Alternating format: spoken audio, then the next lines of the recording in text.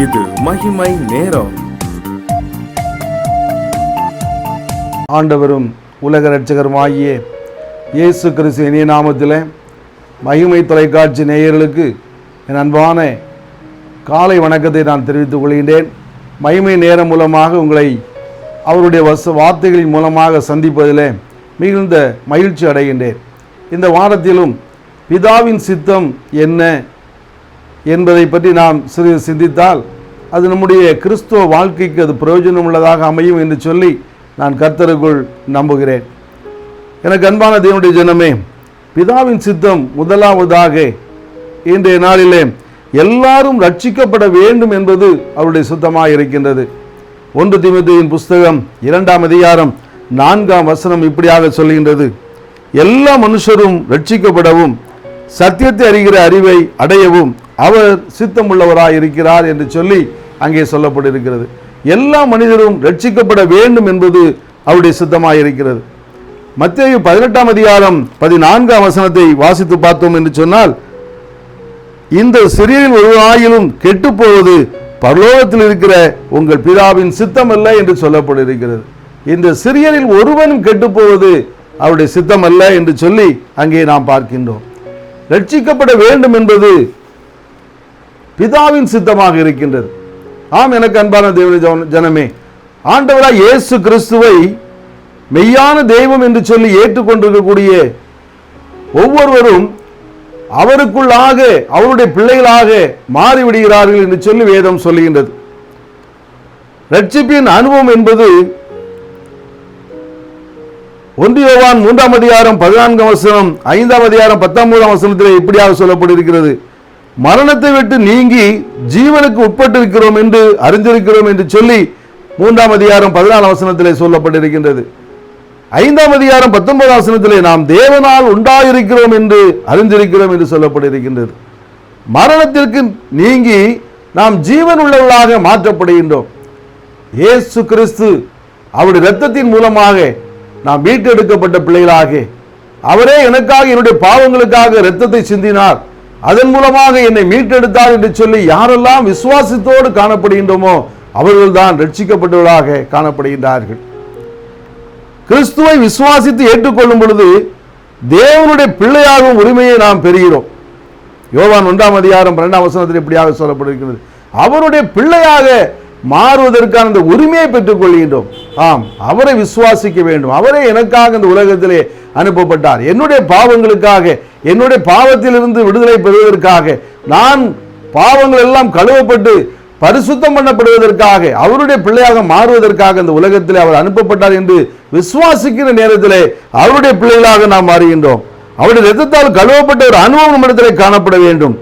தேவனுடைய பிள்ளை என அவர் உங்கள் ஆவியுடன் அவர் சாட்சி கொடுக்கிறார் என்று சொல்லி ரோமர் 8ஆம் அதிகாரம் 16ஆம் வசனத்தில் சொல்லப்பட்டிருக்கிறது.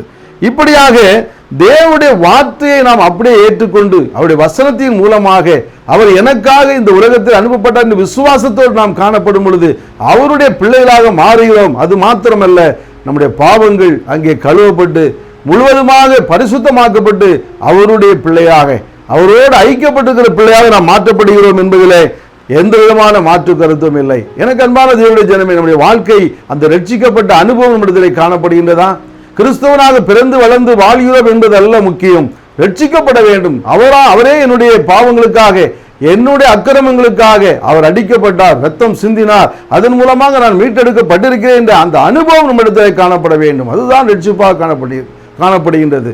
விசுவாசத்தோடு காணப்பட வேண்டும். இந்த விசுவாசம் நம்மிடத்திலே எப்பொழுது இல்லாமல் போகிறதோ அப்பொழுது நாம் பாவத்திலே மீண்டும் விழுந்து போகின்றவர்களாக நாம் காணப்படுகின்றோம்.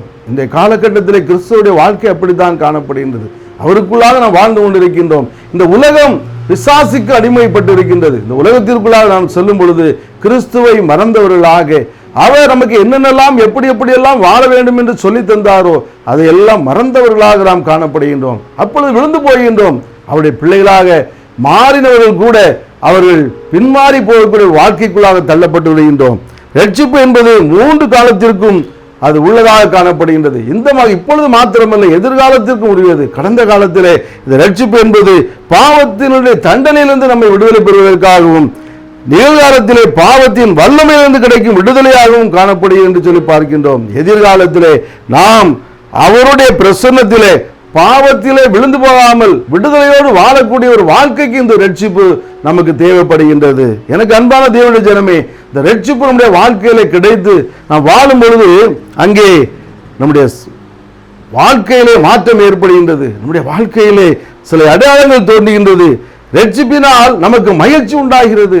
ஆண்டவருடைய சமூகத்திற்கு நேராக மகிழ்ச்சியோடு வரக்கூடிய ஒரு அனுபவம் இந்த ரட்சிப்பின் மூலமாக கிடைக்கின்றது. மேலும் நீங்கள் பார்த்தீர்கள் என்று சொன்னால் புதிய ஒரு வாழ்க்கை, அந்த வாழ்க்கை அது இன்பமான ஒரு வாழ்க்கை, அவரோடு ஐக்கியப்பட்டிருக்கக்கூடிய அந்த இன்பமான வாழ்க்கை நமக்கு கொடுக்கப்படுகின்றது. தேவை பிள்ளைகளோடு ஐக்கியமாகி அவர்களுடைய மற்றவர்களையும் இந்த ரட்சிப்புக்கு நேராக கரிசனையோடு வழி நடத்துகின்றவர்களாக நாம் அங்கே மாற்றப்படுகின்றோம். இந்த அனுபவம் நம்மிடத்திலே காணப்பட வேண்டும். பிசாசானவன் நம்மை துரத்தி கொண்டுதான் இருப்பார். அவர் பொய்யன் அல்லவா, நீ தேவனுடைய பிள்ளை இல்லை என்று சொல்லி ஒருவேளை நம்மிடத்தில் சொல்லுவான். விழுந்து போகின்றோமா?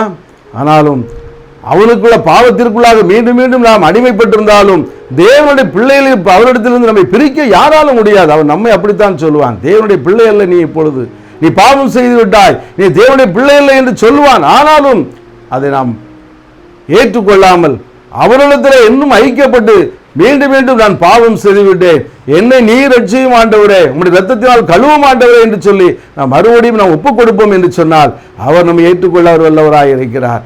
எனக்கு அன்பான தேவனுடைய ஜனமே, இந்த உலகத்திலே நம்ம வாழ்ந்து கொண்டிருக்கின்ற இந்த காலகட்டத்திலே ஒரு நெருக்கடியான ஒரு காலகட்டத்திலே வாழ்ந்து கொண்டிருக்கின்றோம். என்ன செய்வோம் என்று கூட நமக்கு தெரியவில்லை. ஆனால் வருகை சீக்கிரத்தில் இருக்கின்றது.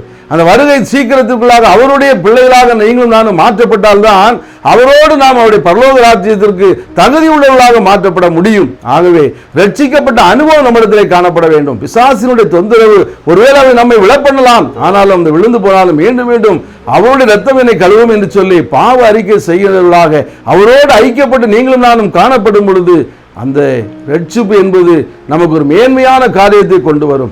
அவரிடத்தில் அண்டி நாம் வாழும் பொழுது ஒருவரும் அவரை விட்டு நம்மை பிரிக்க முடியாது. இந்த பிசாசு எவ்வளவு தந்திரம் செய்தாலும் நம்மை அவரை விட்டு பிரிக்க முடியாது. அப்படிப்பட்ட ஒரு வாழ்க்கை தான் நம்முடைய வாழ்க்கை அமைய வேண்டும். நம்முடைய வாழ்க்கையில ரட்சிக்கப்பட்ட வாழ்க்கை, அந்த அனுபவம் நம்மிடத்தில் காணப்பட வேண்டும். அது ஒரு மகிழ்ச்சியான ஒரு அனுபவம். வசனங்களை வாசிக்கும், அவரோடு ஜெபத்தின் மூலமாக ஐக்கியப்படவும் அது மேன்மை உள்ளதாக, அதை நம்ம இன்னும் அதிகமாக அடுத்த கட்டத்துக்கு எடுத்து செல்ல வேண்டியதாக மாற்றம் கொண்டு வருவதற்காக இந்த ரட்சிப்பு நமக்கு தேவைப்படுகின்றது. ஆகவே அதுதான் பிதாவின் சுத்தமாக இருக்கின்றது. பிதாவும் அதை எதிர்பார்க்க ஒரு எல்லாரும் ரட்சிக்கப்பட வேண்டும். ஒருவர் கூட விட்டு போகக்கூடாது, ஒரு சிறியர் கூட விட்டு போகக்கூடாது, அத்தனை பேரும் ரட்சிக்கப்பட வேண்டும் என்பதுதான் பிதாவின் சுத்தமாக இருக்கிறது. ஆகவே நாம் ரட்சிக்கப்பட்ட அந்த அனுபவத்தை பெற்றுக்கொள்ள நாம் கடமையுள்ளவர்களாக காணப்படுகின்றோம். அவரிடத்தை நோக்கி பார்ப்போம், பிதாவின் சித்தத்தின்படி வாழ கற்றுக்கொள்ளும். ஒரு நிமிடம் கண்களை மூடி ஜெபிப்போமா? அன்பின் பரலோக தந்தையே, இந்த அருமையான நாளிலும் ஆண்டவரே, ரட்சிப்பு எவ்வளவு முக்கியம் என்பதை எங்களுக்கு கற்றுத் தந்திருக்கிற ஆண்டவரே, அதன் மூலமாக பாவத்தின் மூலமாக கழுவப்பட்டு உம்முடைய பிள்ளைகளாக மாற்று ரட்சிக்கப்பட்ட பிள்ளைகளாக நாங்கள் வாழ எங்களுக்கு நீர் பலத்தை கொடும், தைரியத்தை கொடும், பக்குவத்தை கொடும் ஆண்டவரே. எங்களோடு கூட தங்கும் ரட்சகரும் மீட்பெருமாகிய இயேசுவின் இனிய நாமத்தில் ஜெபங்களும் நல்ல பிதாவே. ஆமேன், ஆமேன்.